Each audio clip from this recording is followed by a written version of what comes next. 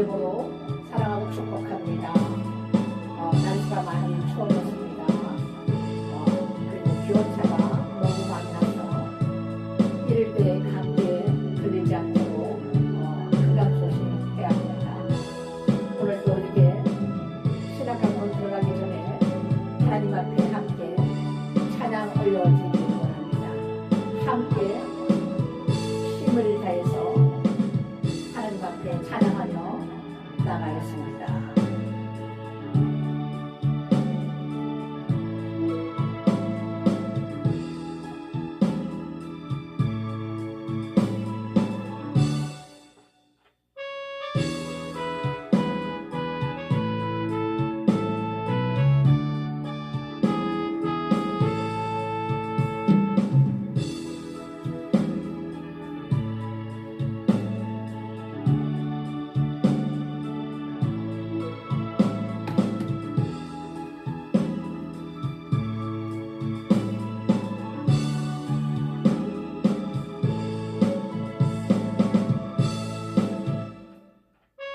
함께 찬양하시겠습니다.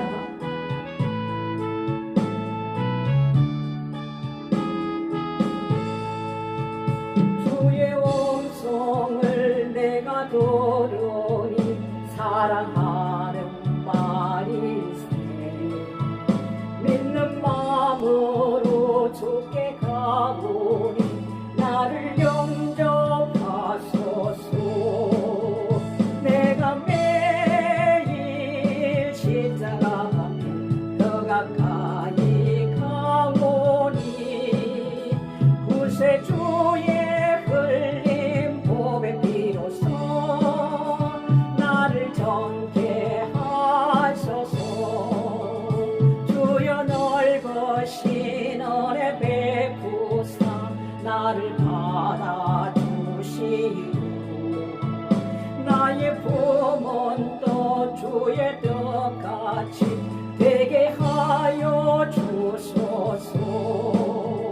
내가 매일 십자가 앞에 더 가까이 가오니 구세주의 흘린 보배 비로소 나를 정케 하소서. 주의 보좌로 나아갈 때에 어찌 아니 기쁠까. 주의 얼굴을 항상 배우니 더욱 친근합니다. 내가 매일 십자가 앞에 더 가까이 가오니 구세주의 흘린 보배 비로소 나를 정케 하소서. 우리 구주의 넓은 사랑을 청량할 자 없으므로 주가 주시는 참된 기쁨도 헤아릴 수 없도다. 내가 매일 십자가 앞에 더 가까이 가오니 구세주의 흘린 보배 비로소 나를 정케 하소서. 아멘.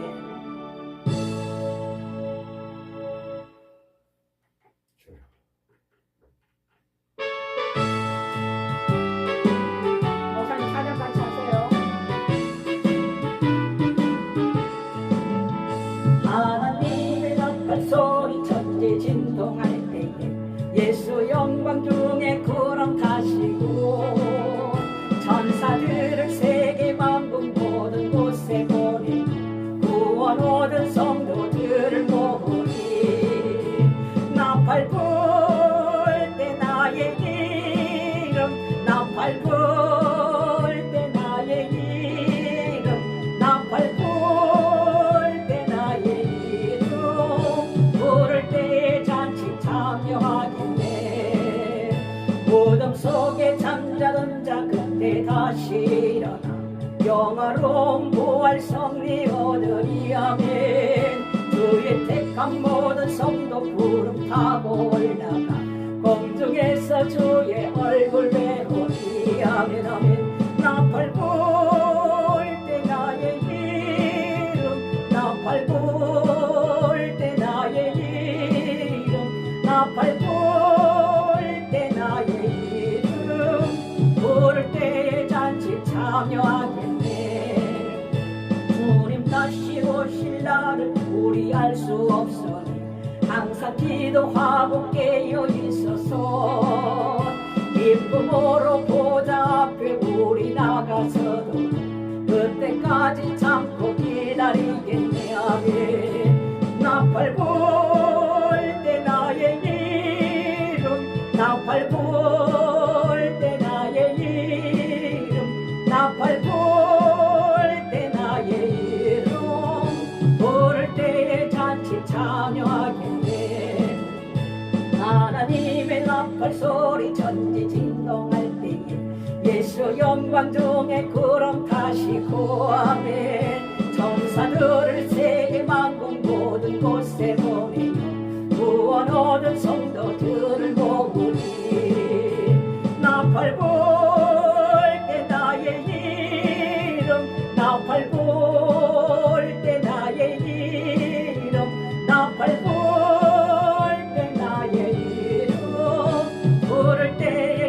참여하겠네. 어둠 속에 잠자는 자 그때 다시 일어나 보화로운 부활 승리 얻으리. 주의 택한 모든 성도 구름 타고 올라가 공중에서 주의 얼굴 배우리. 나팔 불 때 나의 이름 나팔 불 때 나의 이름 나팔 불 때 나의 이름 부를 때에 잔치 참여하겠네. 주님 다시 오실 날을 우리 알 수 없으니 항상 기도하고 깨어 있어서 기쁨으로 보좌 앞에 우리 나가서 그때까지 참고 기다리겠네. 나팔 불 때 나의 이름 나팔 불 때 나의 이름 나팔 불 때 나의 이름 부를 때에 잔치 참여하겠네. 아멘 할렐루야. 오늘도 배종호 목사님 모셔서 또 신학 강론 오늘은 사도신경에 대해서 강의를 하신다 합니다. 여러분 기도 많이들 하시고 또 말씀을 들을 귀문이 열릴 수 있도록 마음의 눈이 밝아져서 말씀을 깨달을 수 있는 복된 시간 되시기를 주님의 이름으로 축복합니다. 배종 목사님 모시겠습니다.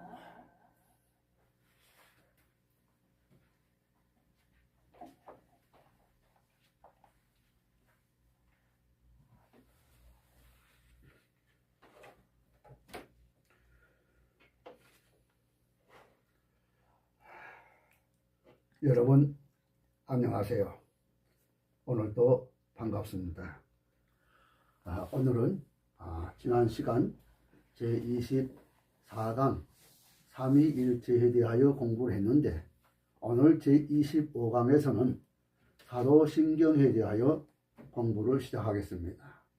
오늘도 좋은 시간, 은혜의 시간, 축복이 되시기를 주님의 이름으로 기원합니다. 그러면 오늘 성경 한 절 읽겠습니다. 요한복음 1장 1절에서 3절까지 봅니다. 제가 읽겠습니다. 태초에 말씀이 계시니라.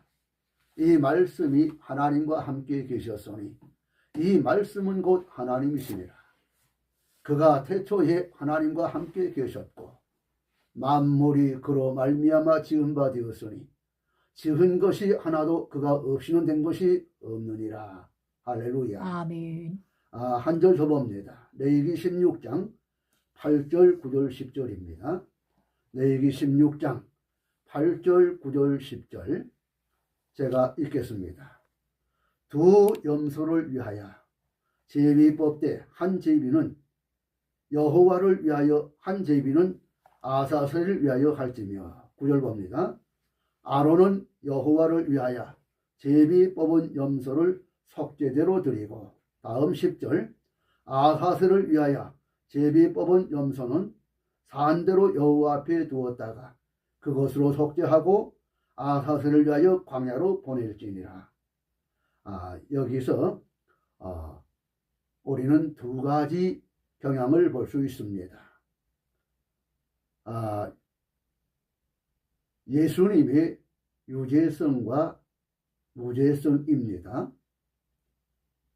그렇게 이 사도신경 하나 가지고 또 우리 기독교가 많이 양분되어 있습니다. 갈라져 있다는 얘기입니다. 말씀이 갈라져 있고 교리가 갈라져 있습니다. 어떤 분은 사도신경은 하지 말아야 된다. 왜냐하면 사람이 만든 신조이기 때문에 사도신경은 해서는 안 된다. 주기도문도 해서는 안 된다. 그렇게 얘기를 하고 있습니다. 주기도문은 주님이 가르쳐 주신 기도문 아닙니까?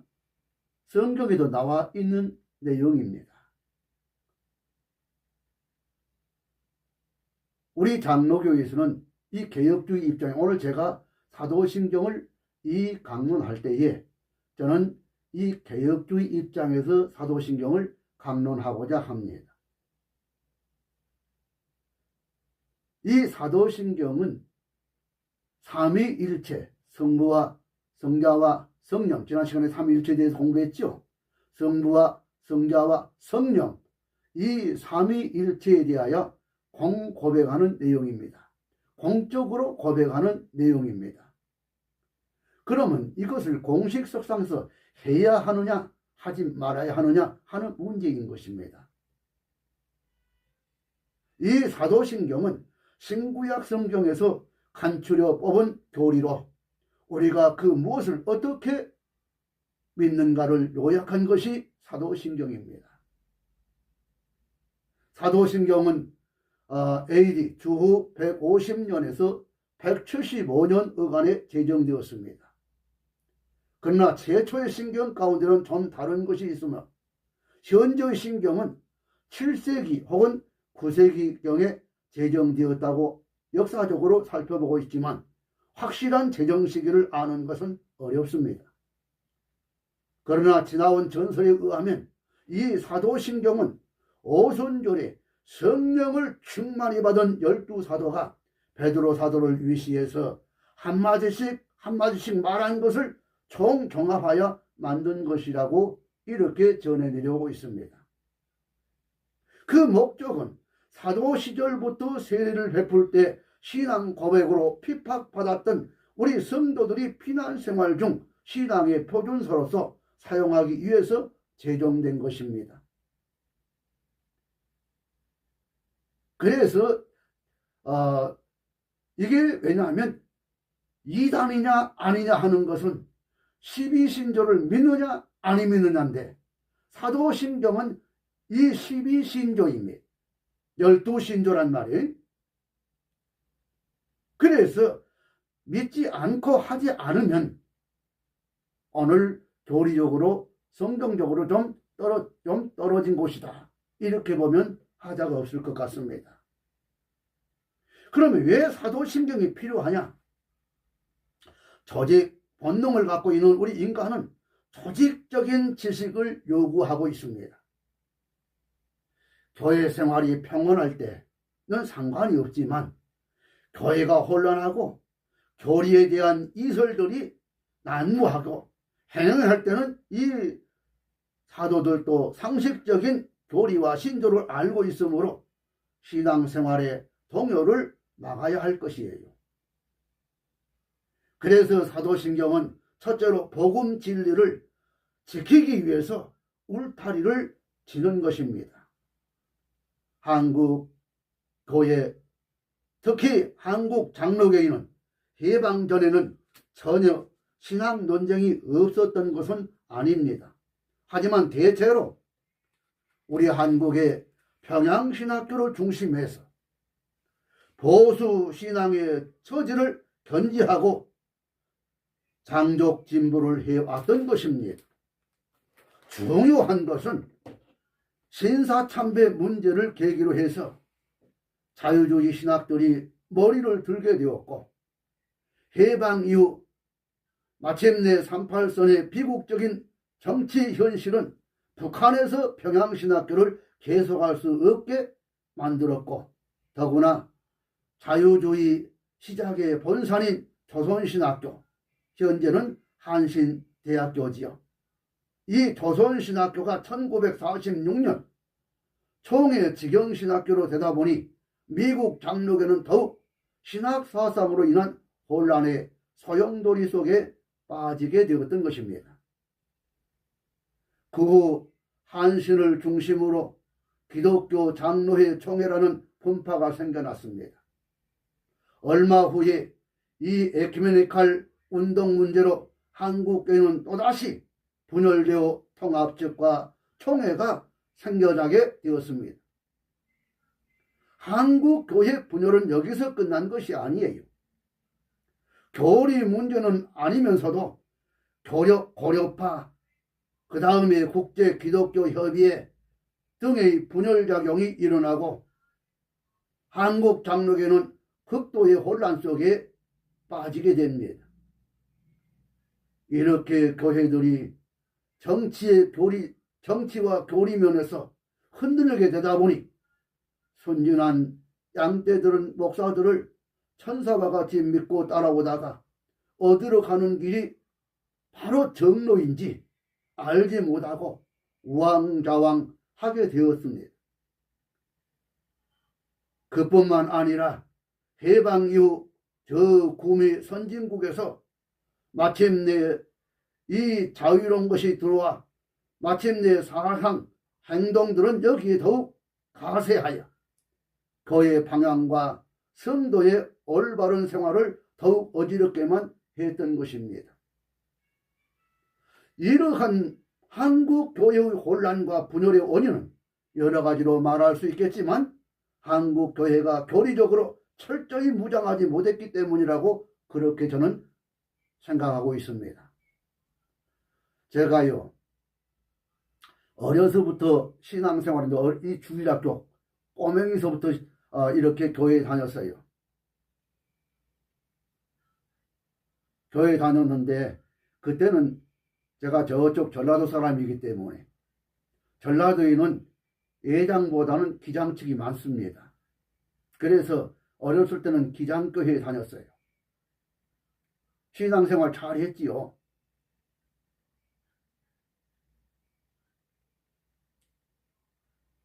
우리 집에 제사만 해도 12개가 넘는 제사인데 너는 종갓집 장손이기 때문에 선영을 섬겨야 된다. 제사를 지내야 된다. 이렇게 윗사람들은 저를 그렇게 독려하기 시작했습니다. 하나 저는 어려서부터 조금 그때 당시는 무슨 성직자가 되기 위함이 아니었고 꼬맹이들이 뭘 압니까? 그런데 이 할머니 조모님이 굉장히 처녀 때부터 조모님이 전라도 장성분인데 장성에서 신앙생활을 아주 독실하게 했던 분입니다.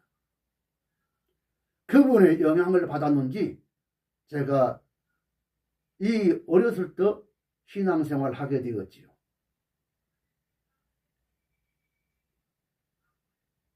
그러나 윗사람들은 그것이 못마땅해서 자꾸 저에게 이렇게 종갓집 장손이라는 것을 자꾸 앞에다 내세웠어요.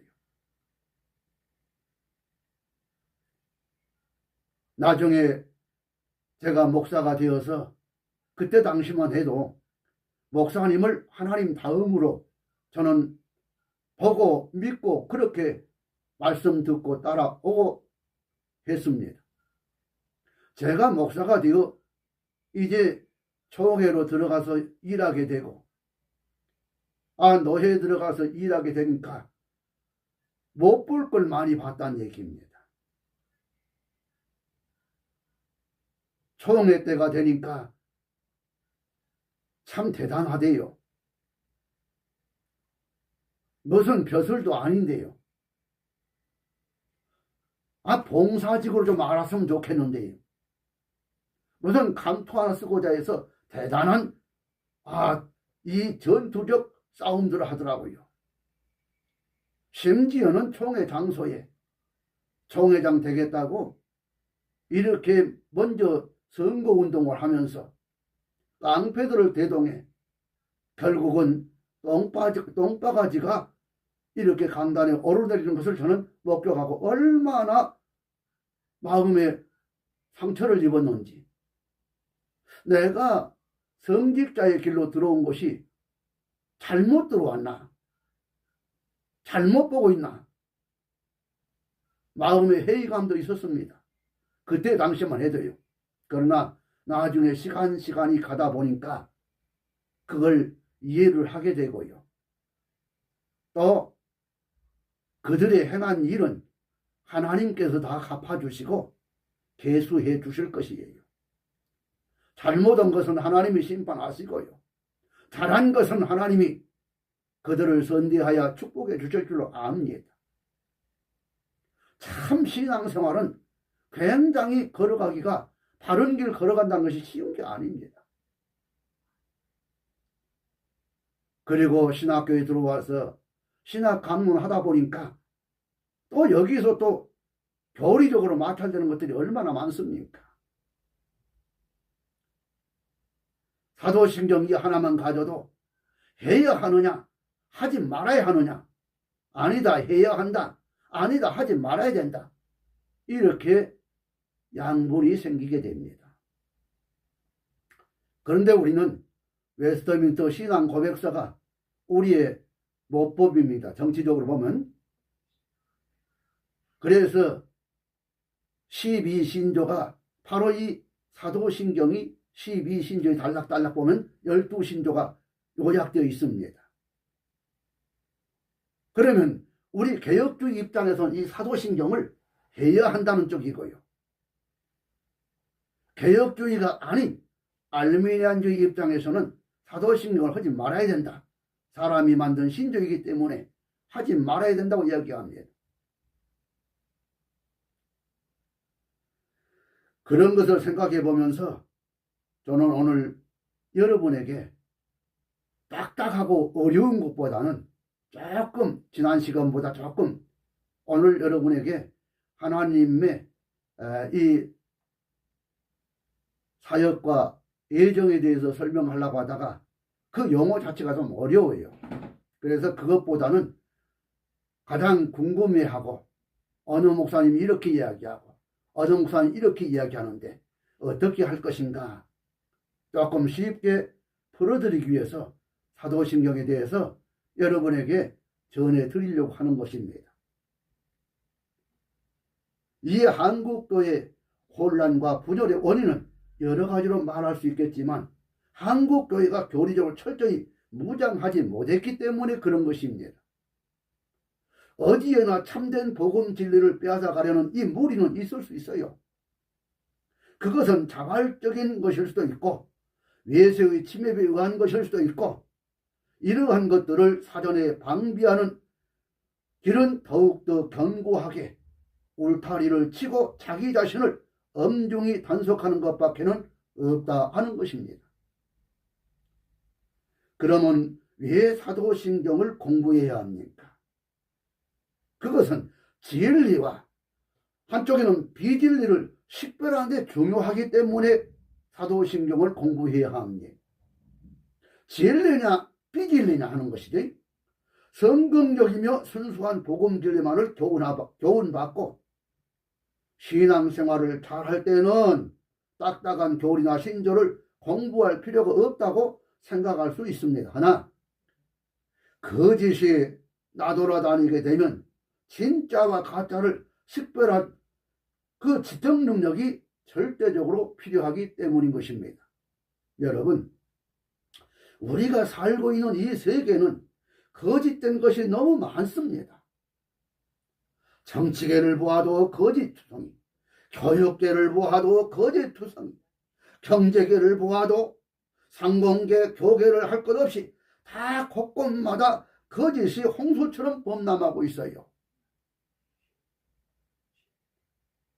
그런데 하나님은 어떻겠어요? 지옥 갈 자 명단을 계시록에서 찾아보니까 거짓말하는 자가 지옥 갈 자 명단 속에 들어있더라고요. 정신 차려야 됩니다. 거짓은 그때 상황을 땜질하고 얼버무려서 넘어갈 수 있지만 하나님의 눈은 속일 수가 없습니다. 할렐루야. 그래서 오늘 우리가 거의 안에 거짓 목사, 거짓 신자가 나타나게 되고 심지어는 거짓 예수까지도 있어요. 성경 말씀대로 가르치는 것이 아니라 성경의 내용을 변질시키고 우리 기독교를 변조시켜 일반 사회하려는 거짓도 있습니다. 양의 가죽을 입고 나오나 노략질하려는 일이 때가 많이 있습니다. 여러분, 문화와 문명의 물줄기를 타고 시대는 하루가 다르게 급격한 변화를 일으키고 있습니다.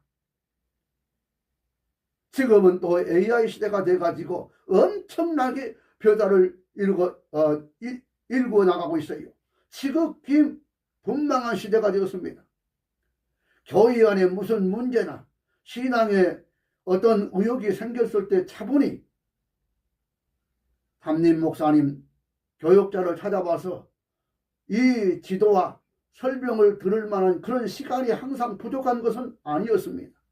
얼마든지 하면 할 수 있어요. 그런데 사람들이 그렇지 아니하고 다른 소리에 귀담아 들으려 합니다. 거짓 선지자는 기회를 엿보다가 옳거니 이게 기회다 싶어 마침내 찾아들게 됩니다. 그리고 달콤하게 유혹하는 것입니다. 즉석에서 참과 거짓을 식별할 만한 판단력이 없을 때 거기서 넘어지고 마는 것이 보통 통례 아니겠어요? 여러분, 그러기에 평신도에게도 참과 거짓을 판단할 수 있는 신학적인 상식, 교리적인 상식이 필요하기 때문에 오늘 제가 이 시간 여러분에게 말씀을 드리는 것입니다. 오늘 한국교회 안에도 얼마나 많은 위선자, 이단 운동들이 교인들을 유혹하고 있습니까? 오늘 이단들이 참으로 복음운동을 하는 것이라면 이 불신사에 침투하여 전도운동을 전개해야 할 것입니다. 그러나 그들은 불신자의 집을 찾는 것보다는 기성신자의 집을 찾아다니면서 유혹합니다. 그들의 행동 자체가 세상과 한편이요. 오늘 우리 성도와는 적이라는 것을 보여주고 있는 것입니다.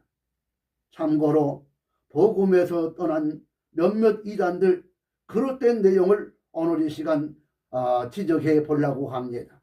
첫째로 안식교인 것입니다.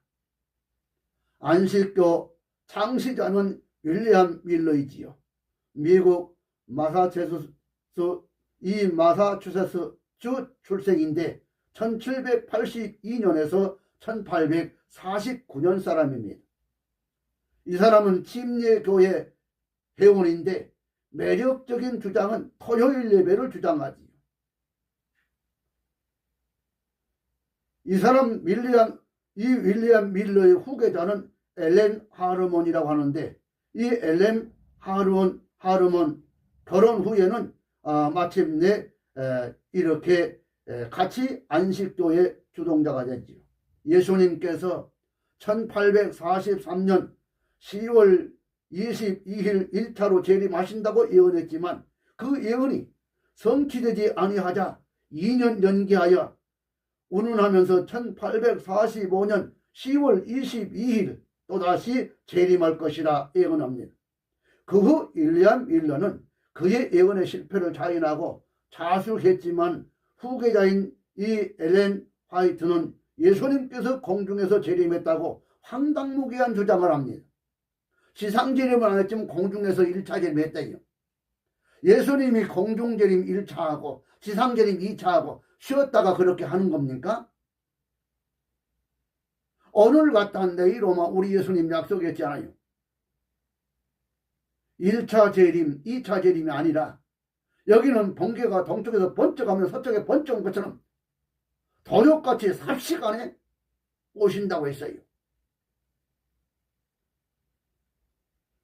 1844년 1440명의 구원수가 만수되어서 자비의 문이 닫혔는데 마침내 특별히 허락된 자만 구원에 참여한다고 주장합니다. 여기에 따라서 타 교회 신자는 절대 구원이 없다고 주장하지요. 그러니까 안식교회 교인들만 구원이 있는 것이지 나머지는 구원이 없다는 것이에요. 그래서 아까 두 번째 제가 성경 읽어드렸던 레위기 16장 8절에서 10절 말씀 드렸지요. 두 염소를 위에서 제비 뽑아 한 제비는 여호와를 위하고 한 제비는 이 아사셀을 위하여 할지며 아론은 여호와를 위하여 제비 뽑은 염소를 속죄제 드리고 아사셀을 위하여 제비 뽑은 염소는 산대로 그대로 여호와 앞에 두었다가 그것을 속죄하고 아사셀을 위하여 광야로 보낼지니라. 여기서 예수님의 유죄성을 주장하고 예수님이 죄 있다 하는 유죄성을 주장하고 예수는 타락한 인간으로 나셨다 하고 예수님이 죄인이고 타락한 인간으로 태어났다 이렇게 주장을 한다는 것입니다. 그러니까 신성은 부인하고요 인성은 주장한다는 것이지요. 그래서 여지없이 이런 경우를 우리는 어떻게 이단자라 그렇게 명명했던 거 아니겠어요. 또 사후세계 사후 영혼이 무덤에서 잠자고 있다는 이 무의식 상태를 주장합니다. 그래서 여기서 또 무의식 상태 기절설 같은 것이 또 나오는 거예요. 예수님이 십자가상에 돌아가셨다고 했지 물과 피를 다 쏟으시고 돌아가셨다는 이야기입니다. 그런데 기절한 것입니까? 기절했다가 3일 만에 깨어난 것입니까? 이 구원받지 못한 자는 마지막 심판 후 전혀 무로 돌아간다고 주장합니다. 그리고 구약 토요일 안식일을 지켜야 된다 이렇게 주장하지요. 구약 토요일 안식일과 신약의 주일을 잘 구분 못하고 있는 것 같아요. 우리 예수님의 재림은 유형적인 재림입니다. 계시록 1장 7절에 예수님을 핍박한 원수까지도 볼 수 있도록 임합니다. 하기에 안식교가 시작된 지는 불과 여러분 150년 밖에는 안 되었지만 지금 한 200년 가까이 그 전에 숙고한 성도는 안식교를 통하지 아니해서 구원이 없겠는가. 그리고 14만 4천은 어디까지나 대표적인 것으로 여자적인 것이 아니면 계시록 7장 9절과 7장 4절을 대조해 보면 잘 익히 알게 됩니다. 여러분, 사단과 마귀의 구원 동참, 예수님의 유죄성, 사후 영혼의 그 무의식, 수면 상태, 멸망자의 영혼, 사멸 등은 언어도단으로 말할 가치가 전혀 없다고 하는 것입니다. 믿을 만한 것이 못 된다는 이야기입니다. 또 토요일 안식일에 대하여 우리의 답변은 이렇습니다. 첫째, 구약의 안식일은 범죄한 우리 아담의 후손에게 주셨고 신약의 주일은 제2아담 대신 바로 아담의 첫째 후손인 예수님에게 통해서 주셨다면 참된 안식은 생명의 날이고 부활의 날인 중생의 날이 성취된 것입니다. 신약의 주일이야말로 예수 그리스도 안에서 제2아담의 후손들이 참 생명을 얻고 안식하는 날입니다. 그래서 우리는 신약의 그날이 뭐예요? 주일, 우리의 날이 아니고 주님의 날이라서 주일이라고 하지 않습니까? 둘째, 주님께서 안식일 성수를 명하신 바 없을 뿐만 아니라 주님이야말로 친히 안식일의 주인이라고 마태복음 12장 8절에 보니까 기록해요. 내가 안식일의 주인이다 말이에요. 주일은 안식일의 주인 되시는 그리스도께서 부활하신 날로서 그리스도를 믿는 성도에게는 이 날이 참 안식일이 되는 것입니다. 그렇습니다. 그리고 세 번째 사도들의 태도입니다. 로마서 15장 4절에 보면 바울 사도는 나를 차별하지 말라 그랬어요. 이 날짜를 차별하지 말라. 골로새서 2장 16절 17절에 의하면 먹고 마시는 것, 절기, 월삭, 안식일을 가지고 평론하지 말라 한 것입니다. 갈라디아서 4장 10절 이하에 보니까 여러 가지 일, 월, 절기, 해를 지킴이 헛수고다 그랬어요. 사도행전 15장 20절에서 29절에 보니까 여러 가지 사항을 실행할 것을 사도회의에서 안식일 문제는 언급되지 않았습니다. 네 번째, 성경에 토요일 이 안식일을 지킨 것도 기록되어 있는 것이 사실이지만 주일을 더욱 귀하게 지켰고 더 나아가서 점차로 주일을 완전한 성일로 지키게 된 것이 요한복음 20장 19절에 언급이 됩니다. 사도행전 2장 1절, 20장 7절, 고린도서 16장 2절, 계시록 1장 10절에 그리고 초대교회들이 주일은 성일로 지켰습니다. 초대교회들이 안식교에서는 주일이 태양신을 섬기는 우상숭배의 날이라고 하면서 이것은 로마 정부가 태양신 숭배를 목적으로 제정했던 것이라고 하지만 이것은 근거 없는 역설입니다.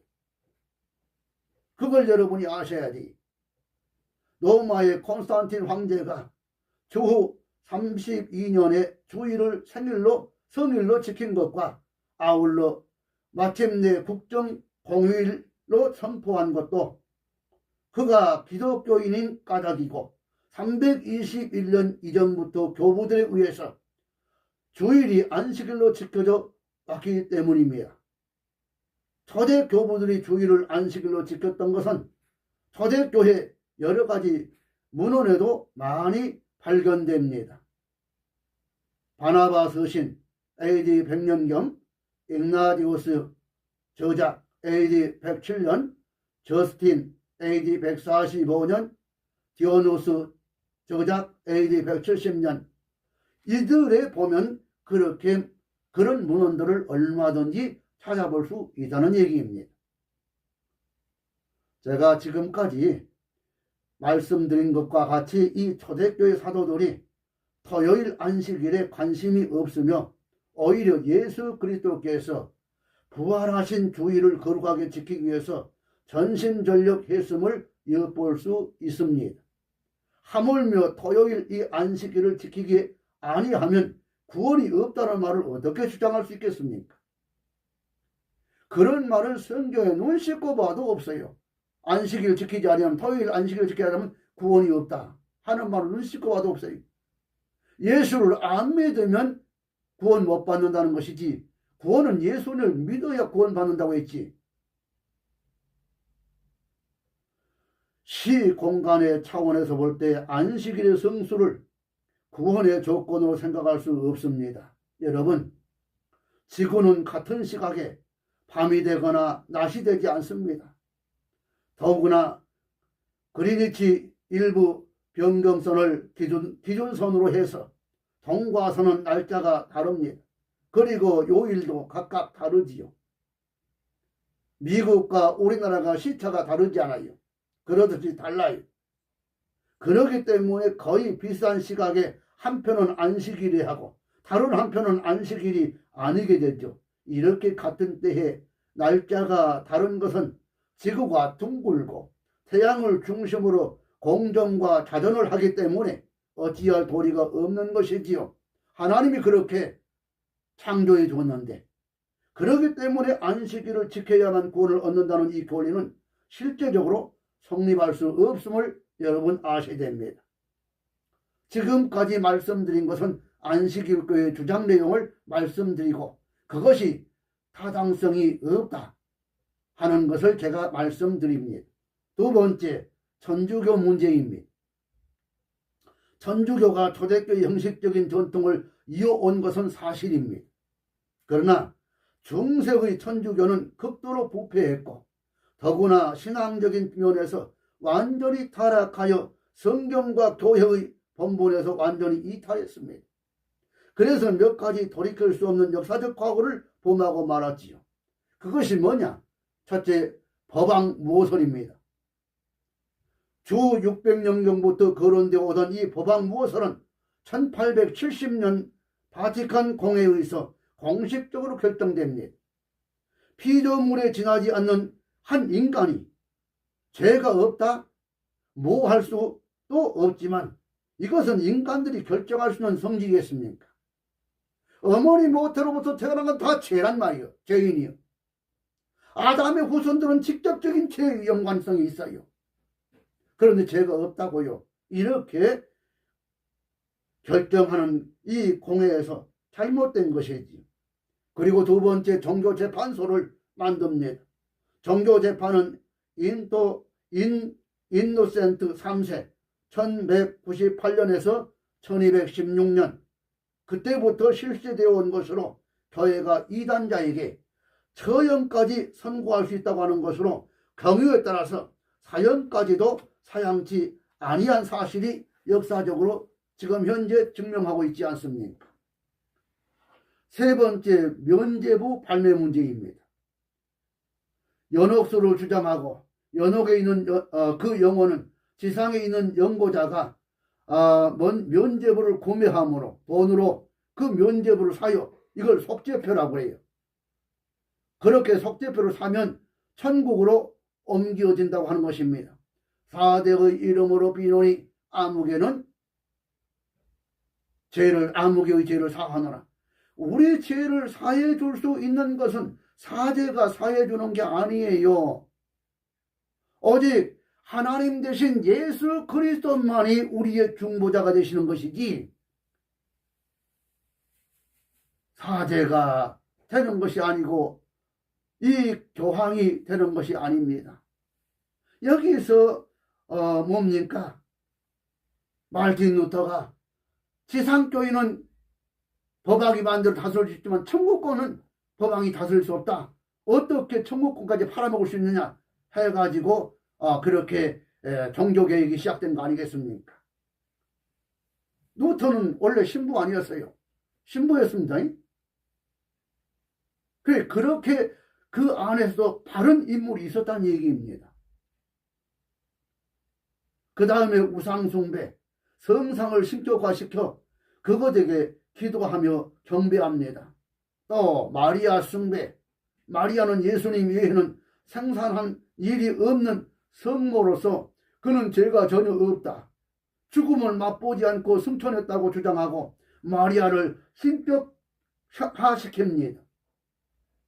신격화시킨다는 거예요. 그래서 천주교 마상에 딱 가면 제일 먼저 눈에 띈 것이 뭡니까? 마리아 동상이 눈에 띄지요. 옛날 제가 학교 다닐 때 천주교에 한 2년 동안 담임 바도 있어요. 교리 강습도 받고요.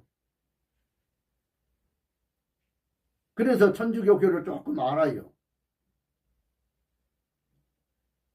마리아는 사람이지 신은 아니에요.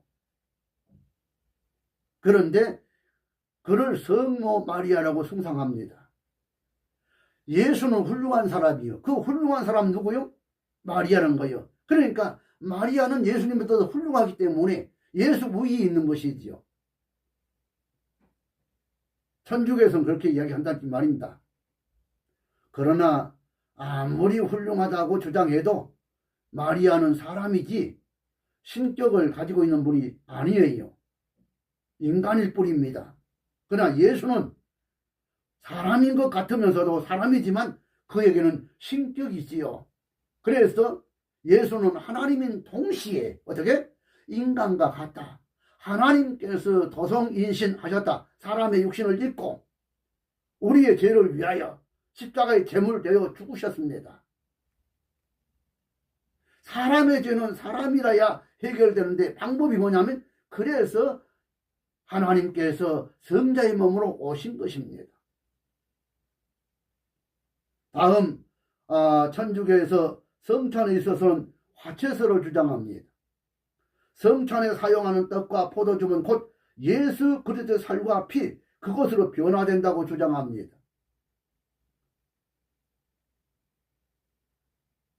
그 다음에 의식주, 이 의식주의, 성경 말씀이나 하나님 은혜보다는 형식적인 것에 더욱 중점을 두고 유형교회를 절대화하고 교황의 이 공식선언을 성경과 동일시합니다. 그 말은 교황의 말이 절대적인 하나님 말씀이다 라고 이야기한단 말이에요.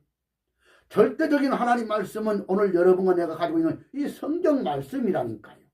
교황은 사람이지 성경 말씀은 아니잖아요. 오늘 다음 세 번째는 여호와의 증인 문제입니다. 예수께서 1874년 지상에 재림했다고 하고 자전 성도들은 1872년에 이 무용 부활의 지상에 존재하고 있다고 이야기합니다. 이건 그릇된 주장들이죠. 이 여호와의 증인 창시하는 찰스 T 러셀이라고 하는 사람인데 1852년에서 1916년 사람입니다. 러셀은. 그는 안수받지 아니한 사람이요. 그런데 안수받지 않은 사람이 목사 행세를 하고 부인에게 이혼 소송을 당하는 등 그의 생활은 덕스럽다고 말할 수 없습니다. 17살의 신앙적 회의주의에 빠져 자아 돌파구를 찾고 있을 때 신비적 환상을 보았다고 주장합니다. 그래서 러셀은 회중교의 신자입니다. 그들이 사용하고 있는 성경이라고 하는 것은 새 세계 번역 성경. 이걸 갖다 매력적인 주장은 문서를 통한 축호 전도인 것입니다. 그러나 그들의 그릇된 주장들을 보면 1874년에 지상재림했다고 하고 또 우리 성도들은 1872년에 무형부활하여 지상에 존재하고 있다고 이렇게 허무맹랑한 얘기합니다.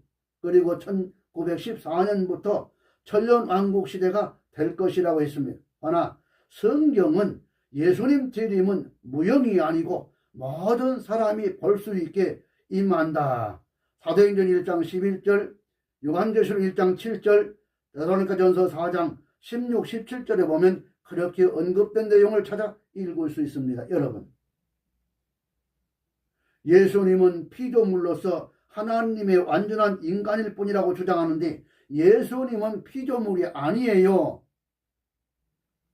그러나 성경은 예수의 신성을 여러 곳에서 확실히 분명히 말하고 있어요. 영원한 형벌과 고통을 부인합니다. 하나 성경은 영벌이 반드시 있음을 가르친 것입니다. 마태복음 18장 8절, 누가복음 16장 9절에 31절, 계시록 20장 10절 이하에 보면 잘 찾아 읽을 수 있어요. 그리고 우리 인간의 자력권을 주장합니다. 내가 내 구원을 어떻게 받아요? 내 힘으로. 내 공로, 내 의지로 어떻게 구원받아요? 그런데 그걸 여호와의 증인에서는 주장한다는 얘기예요. 그러나 성경 전편의 사상은 이것을 부인합니다. 그 다음에 네 번째는 세계 기독교 통일 신령 협회라고 하는 교파가 있습니다. 이 말은 일명 통일교를 말하지요. 1954년 5월 서울에서 창설된 통일 신령 협회는 세칭 통일교라고 부르고 있습니다. 교주는 평북 정주에서 1920년 1월 6일에 출생한 문선명입니다. 그는 소년 시절에 고향에서 한문학을 공부했고 한학을 공부했고 그 후 경성에서 고등보통학교를 다니면서 당시 북한 교계를 휩쓸던 호름과 이단 이용도와 한국조 일파를 열심히 투정하면서 당시 북한 교계를 휩쓸었던 자입니다. 그리고 해방 후 남하하야 정덕은, 김백문, 이태원 등의 일파가 되어 호놈이 뭐예요? 피가름입니다. 호놈, 피가름을 행한 자입니다. 그런데 통일교에서는 이 호놈이 교리를 마침내 해결의 변증법적 정반학과 동양철학의 음양사상을 이용해서 만들어낸 창조 타락, 복귀 원리로 위장 합리화시켜서 선전하고 있다는 것이 참 안타까운 일입니다. 성경에 있는 걸 하라지 않고 인간들 자기 스스로 이 머리를 짜가지고 만든 것이 이 호놈 피가름이란 말이. 다시 언급하면 문선명은 평양 광해교의 지도자 이용도 파 신자와 정정은 성략서는 원리강론이요, 통일교 원리강론. 성략서이고 매력적인 주장은 순공입니다. 16살에 신으로부터 특별교실을 받았다고 주장한 자칭 재림예수입니다. 사랑하는 내 아들아, 나는 바리새인들의 모함으로 일찍 떠나지만 내가 하지 못한 일을 네가 대신 해다오. 여기 사랑하는 내 아들아 했기 때문에 자칭 재림예수가 되어버린 겁니다. 참 안타까운 교주지요. 그 다음에 5번째는 말일성도 예수 그리스도 교회라 하는 것입니다. 말일성도 예수 그리스도 교회. 여러분 이른바 일병 몰몬교라고 하는 말을 들어보셨습니까? 예, 말일성도 예수 그리스도 교회는 1830년 4월 6일 뉴욕주에서 창립되었는데 일명 몰몬교라고 부릅니다. 이 몰몬교의 교주는 요셉 스미스 2세인데 1805년 1844년 사람이지요.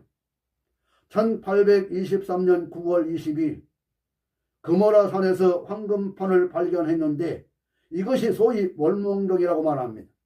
그래서 몰몬교에서는 복음은 유일한 것이지만 그것이 나타나는 형태는 여러 가지이기 때문에 그중 하나가 바로 곧 몰몬경이다, 이렇게 주장합니다.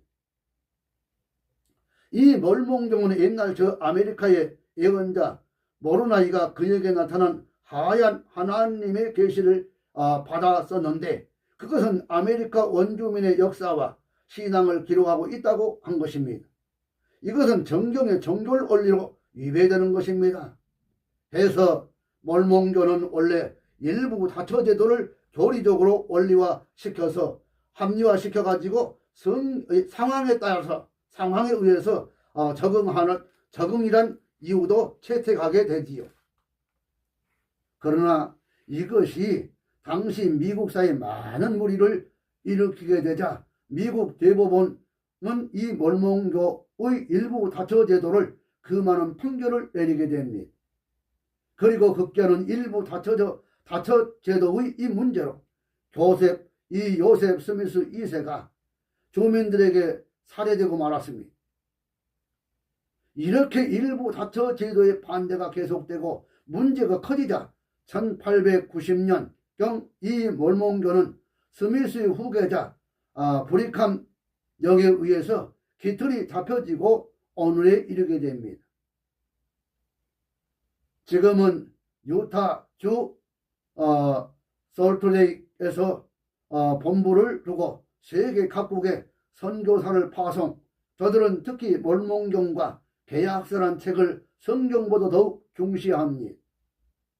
하나님께서 특별히 몰몬교를 성별했다고 주장하고 그래서 자기들에게만 구원이 있고 성경만 믿는 기독교는 구원이 없다 해서 자기들만이 구원이 있다고 이렇게 악구를 딱 차버립니다. 악구를 딱 채워요. 그래서 여기 들어온 사람은 나가지 못하게 하는 거죠. 나가지 못하게 하는. 자기들만 구원이 있기 때문에 박혀 있는 교회들은 구원이 없다는 거예요. 이것은 우리가 저번에 배웠던 깜스럽 교회와 같은 형식이지요. 이 구원 받으려면 자기네 교파에 들어와야 된다는 얘기입니다. mormon교는 사람이 만들었지만은 성경은 그게 아니요. 하나님의 특별 계시 아니요. 사람이 소설책 쓰듯이 만든 게 아니란 말이에요. 다음 6번째는 박태선파의 전도관 문제입니다. 일종의 기업술에 능숙한 이 박태선 씨가 성도들을 엉터리 가문이설로 유혹해서 성도들이 재산을 갈취하고 노동력을 착취하는 집단입니다. 지금은 점점 그의 정체가 드러나므로 더 이상 이를 연구할 필요를 느끼지 않습니다. 그래서 원래 당시 박태선 씨는 남대문 장로교회 집사였고 창동교회 피택 장로였습니다. 정경은 이 피해 복음이란 정경인데 이걸 다시 말하면 오묘한 진리, 오묘진리라 그래요. 이것이 그 전도관의 정경입니다. 매력적인 주장은 신앙청과 천연성의 유토피아. 박태선 씨는 신앙생활한 지 21년 만에 신으로부터 성령의 새 피를 받았다고 해서 저는 즉 감람나무, 즉 영모로 군림합니다. 성경의 감람나무는 예수예요. 그런데 바로 지가 그렇게 해서 성령의 새 피를 받았다. 나는 감람나무다 하면서 영모로 군림했던 거 재림예수로. 다음 7번째는 용문상 나우몽파입니다. 이들은 인간의 자유의지를 고조하고 구원관에 있어서 알미니안적 입장을 취합니다. 그래서 신인 협동소를 강조합니다. 구원은 뭐요? 바로 하나님의 자유와 인간의 자유를 합해야 구원이 이루어진다는 것입니다. 아닙니다. 구원은 하나님의 절대적 권능으로만 이루어지는 거예요. 내 노력으로 이루어지는 게 아니에요. 우리가 무슨 힘이 있어요?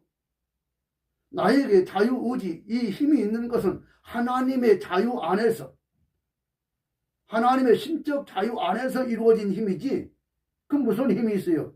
우리는 오늘 밤에 주님께서 내 생명 걷어가면 그만이에요. 아무 힘도 없습니다. 우리는 무기력한 거예요. 그런데 내 자유 50%와 하나님의 자유 50%가 합해서 100% 구원을 완성한다? 있을 수 없는 얘기입니다. 그리고는 그는 구약과 신약의 일관성 및 그 관계를 친히 전혀 잘못하거나 또 아니면 외면한 이단적인 것입니다. 예수 그리스도 외에는 전혀 다른 구주가 없고 천하 인간에게 구원 얻을 만한 다른 이름을 우리에게 주신 일이 없다. 사도행전 4장 12절에 그렇게 말하고 있지 않습니까? 이 성경을 믿지 아니한 것은 다 가짜요, 가짜. 그 다음에 8번째 크리스찬 사이언스 메리 베커 에디 부인입니다. 이 크리스찬 사이언스 메리 베커 에디 부인은 회중교회 교인입니다. 17살에 신앙적 환상을 보았다고 하고 정경은 과학과 건강입니다. 매력적인 주장은 신유의 은사만 주장하지요. 예, 지금 이렇게 우리가 몇 가지 교파 문제를 생각해 보았습니다. 그럼 사도신경의 공부는 골격을 우리가 강화하는 운동이다. 신앙생활에는 은혜의 진리가 이 결정해야 합니다. 우리가 교리를 공부하는 것은 진리에 속하기 위해서는 절대 필요한 것이요. 인체의 비유에서 말하면 살과 골격이 있는 것과 같아요. 살을 은혜라고 한다면 골격은 진리라고 말할 수 있어요. 이 양자는 겸손해야 하지 따로 떨어져서는 아무 의미가 없습니다. 먼저 어느 일방으로 기울어질 때 그것은 불건전할 수밖에 없는 것입니다. 기형적일 수밖에 없다는 것이지요. 여러분, 그런데 이 양자에는 순서가 있어야 합니다. 순서가. 골격이 먼저이고 그 위에 살이 붙어야 한다는 것입니다. 살 위에 뼈가 있으면 그는 사람이 아니지요. 살이 먼저고 뼈가 그 위에 붙으면 그건 사람이 아니에요. 신앙생활의 이 건조는 골격과 같은 진리 위에 은혜의 살이 붙어야 합니다. 할렐루야. 아멘. 오늘 우리 주위에 교리나 진리를 외면하다가 잘못된 신자들이 더러 있습니다. 더러 있어요. 연조가 짧을 뿐만 아니라 성경에 한두 번 통독도 못 해보면서 변변히 못하듯 성경의 지식이 거의 없고 신학이나 교리에 대해서 상식이 없는 신자가 은혜 받을 이 은혜만을 사모하고 산기도를 가서 예수님을 보여달라고 소나무를 붙들고 마구 흔들어 댑니다. 그렇게 해서 예수가 보여집니까? 정신 차리세요. 그렇게 해서 되는 게 아니요. 소나무를 붙들면서 성령을 부어달라는 그런, 성령 주고 싶어도 받을 만한 마음의 그릇이 있어야지 성령 주시지. 하나님은 금그릇이기 때문에, 은그릇이기 때문에 주신다고 하지 않았어요. 마음이 깨끗한 그릇을 우리 주님은 원하십니다. 그걸 준비해야 됩니다. 간절한 기도를 드리는 경, 마귀는 인간보다 몇백 배 더 지혜가 있습니다. 기도하는 그 사람의 모든 실력을 마귀는 너무 잘 알고 있어요. 그러기에 예수님이나 성령으로 가장하고 나타나서 비성경적인 환상 같은 것을 보여주는 수가 있습니다. 예수님에게도 마귀가 나타나서 예수를 갖다가 시험하는데 우리 사람들이야 그까진 것 시험 못하겠어요? 능히 하지요. 그러나 그 사람은 예수님을 보았다. 성령을 보았다. 삼각산에 가서 소나무 붙잡고 기도했더니 예수님 보았다. 성령 보았다. 하면 맹랑한 소리 하고 앉았단 얘기예요. 정신 차리세요. 그러면 직접 계시를 받았다고요? 그러면 사도행전 속편에다 기록해 넣어야 되겠네요? 2000년 전에 성경 계시보다 자기가 더 생생하고 정확하다고 이단적인 말을 합니다. 그러면 짧은 신자들은, 그 많은 신자들은 유혹을 받아 넘어지게 되고 교회들은 혼란에 빠지게 되고, 하나 이것은 다 성경 지식이 빈약한 까닭에서 나온 저사입니다. 이 같은 것을 주관주의 그릇된 신비주의라고 하지요. 인간은 자기를 믿을 수 없습니다. 아시겠는가요? 공포에 쌓여서 이 어두운 밤에 길을 걸으면 자기의 발소리를 귀신의 발소리로 오인한다는 것이에요. 또 무의식적으로 길을 가다가 흔히 길 가운데 버려진 썩은 새끼를 뱀으로 착각하고 놀라는 일은 농촌에서 흔히 보는 일들 아니겠습니까? 우리 전지전능하신 하나님께서는 제정하신 표준이 헌법인데 그것이 무엇이 부족해서 형편 따라, 사람 따라, 환경 따라 이 천인만색으로 변하시겠습니까? 천지가 변해도 하나님의 말씀은 1.1획도 변하지 않고 그대로 다 이루심을 믿으시기 바랍니다. 이게 1.1획도 변함이 없는 하나님 말씀이에요.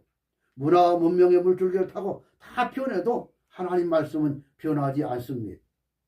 자, 하나님께서 자연계에도 추나 추동 1년 사시와 일자와 그 연한을 다 정해 놓으셨는데 사람이 원한다고 늘 변경하면 이 창조 세계가 어떻게 되겠습니까? 사람의 한 생명은 천하보다 귀하다고 하셨는데 자연계의 법도 만고불변인데 하물며 천하보다 귀한 인간 구원의 법이 하나님 말씀이 변하게 되겠는가 하는 말입니다. 자, 결론적으로 말씀을 드리고 오늘 또 마치려고 합니다. 그래서 사도신경 공부는 뭐다? 뿌리 박는 운동이다. 사도신경 공부는 어디에? 말씀에 뿌리 박는 운동이다. 할렐루야. 아멘. 말씀에 뿌리 박는 운동이다.